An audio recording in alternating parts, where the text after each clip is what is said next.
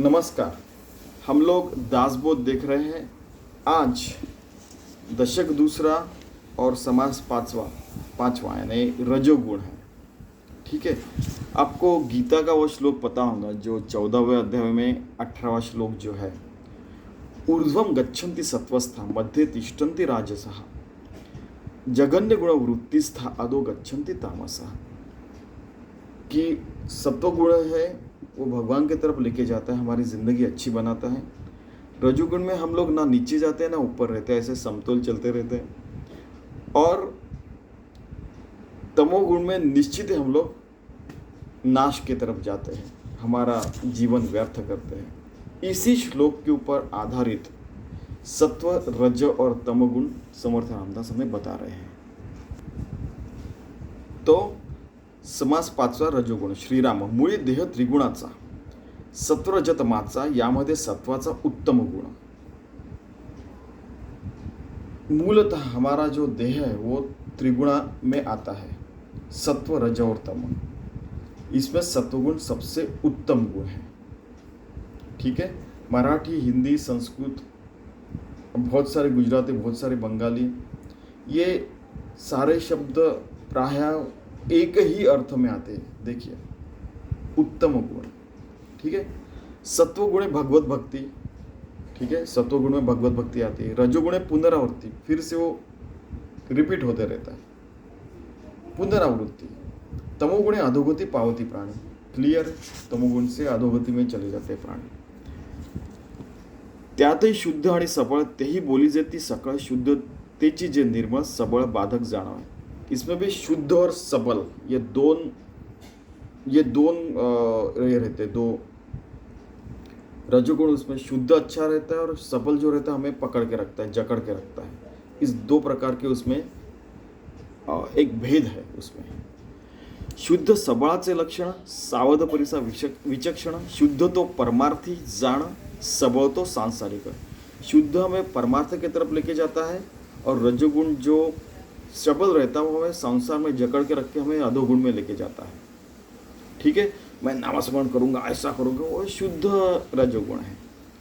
तर या संसारिकांची स्थिति देही त्रिगुण वर्तती, एक एता दोन्ही जाती निगुणिया। लेकिन इसमें और एक चीज़ है कि सांसारिक स्थिति में ऐसे हो सकता है कि एक गुण जो है दूसरे दो के ऊपर हावी हो सकता है। कभी ऐसा भी हो सकता है कि अगर 100% हमारे गुण है, 33%, 33% और 34%, 34% एक गुण है वो 33 वालों को हावी हो सकता है। और कभी ऐसा भी हो सकता है कि 99% एक गुण है और आधा टक्का गुण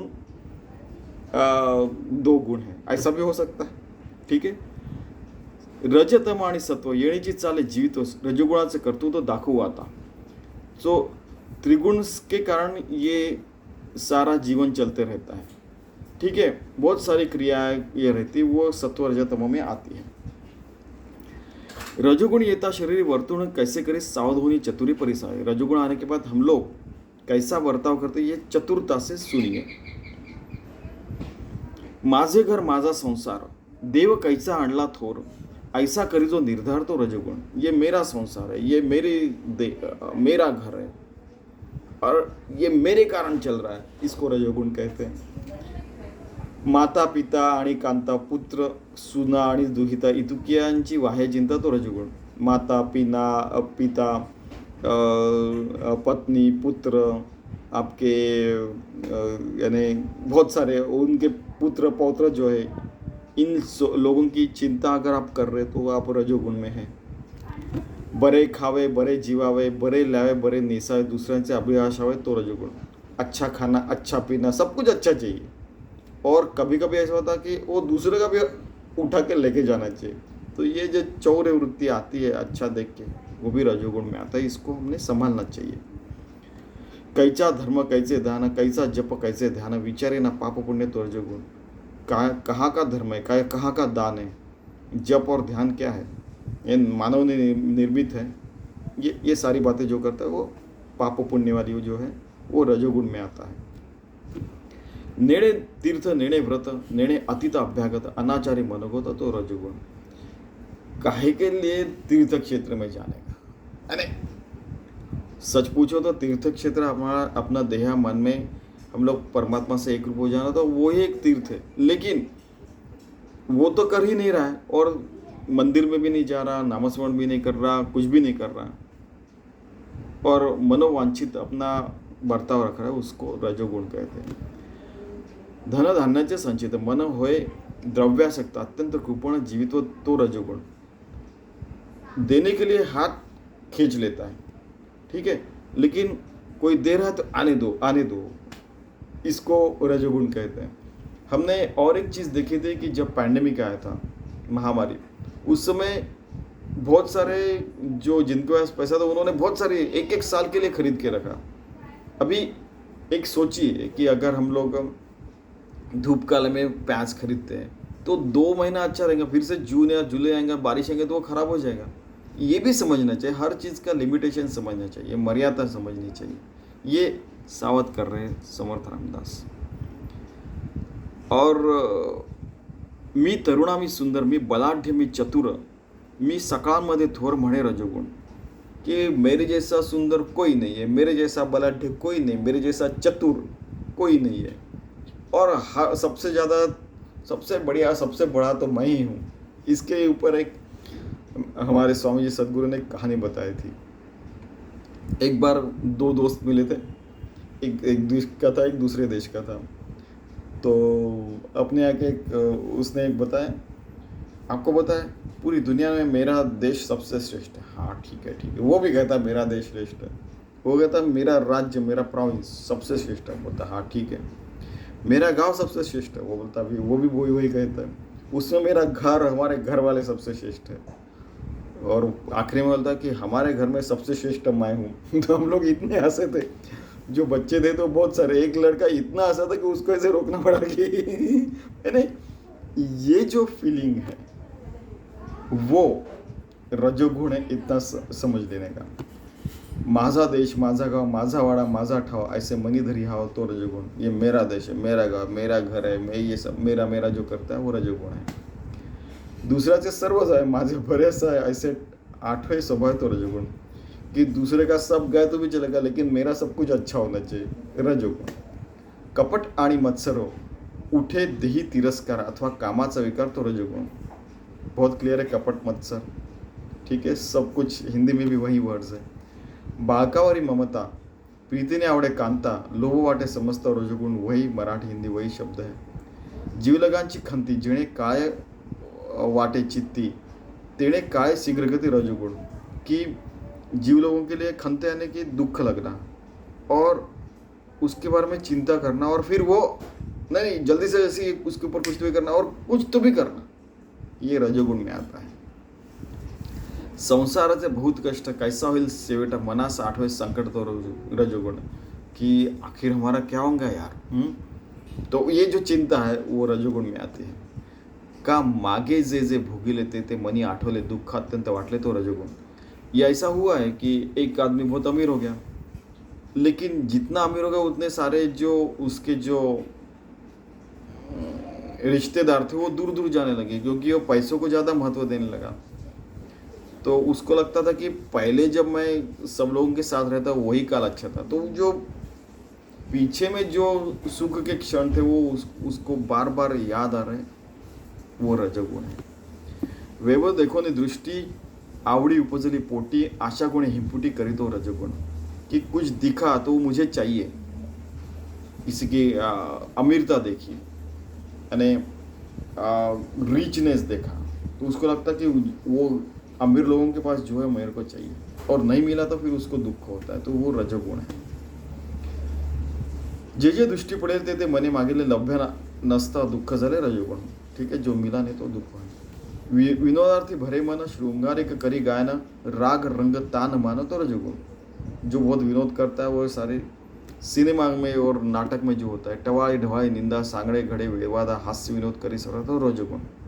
वही शब्द है। आस उठे प्रबळ आलसी होना, कर्मणुकीचे नाना खेळ, कर्मणुक मीन्स अपना एन्जॉयमेंट करने का उपभोगाचे गोंधळ, तो रजोगुण। यानी बहुत सारा ढांग ढूंग करना, गोंधळ यानी बहुत सारा आवाज़ करना और वगैरह, वो सारी चीज़ें रजोगुण में आती है।